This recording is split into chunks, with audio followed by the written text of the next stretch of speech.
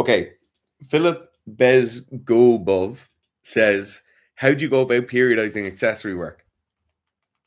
So the first thing you look at with any periodization piece or periodized block of programming is what you're trying to achieve with that period of training, right? So I'm going to give you an example now. Power lifters in an off season, that period of whether you call it an accumulation phase, a prep phase, whatever it is, you're usually trying to build a very high capacity to train at high volume. They're becoming fitter, both aerobically and just generally their condition is improving. And then they're preparing their body to accept heavier weights. So they're never going crazy heavy, but they're just working their way towards heavier weights throughout that period of training. If you look at the accessory work they'll probably do throughout that period, it's going to run concurrently to that. So the accessory work we do wouldn't be something like it wouldn't be like a plate press where you're really working on tension through the chest. It wouldn't be something like bottoms up kettlebell presses to work on stability, because those things are quite specific to the bench press or whatever. Usually what you'd see with those pieces of accessory work they would be high volume. They might be doing rowing intervals. They might be doing belt squats with large reps on each set. They'd be doing a lot of volume in each of the pieces. Also, they'd probably doing things that would prepare those joints, prepare their spine to accept heavier loads. So when you're looking at periodizing accessory work, it's not necessarily that you periodize accessory work separately from the main work itself. Firstly, you have to look at the period of training you're in, whether you're in a prep phase, an accumulation phase, whether you're in a strength phase, a strength realization phase, a power phase. Then you look at accessory movements that will be beneficial to that period itself, and you add them in.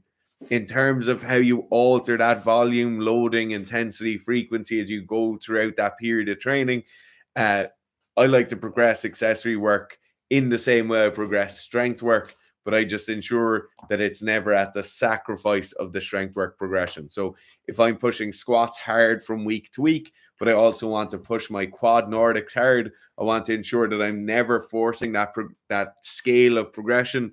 I want to make sure that line of the scale of progression for the quad Nordics is never so extreme that it hurts my squats. So I might want to add 10% to my squats. If I added 10% to the total volume of quad Nordics, it might negatively affect the squats. So I might just have to keep that consistent over 2 or 3 weeks as I progress the squat. And then I'd keep that squat there and progress the quad Nordics after that.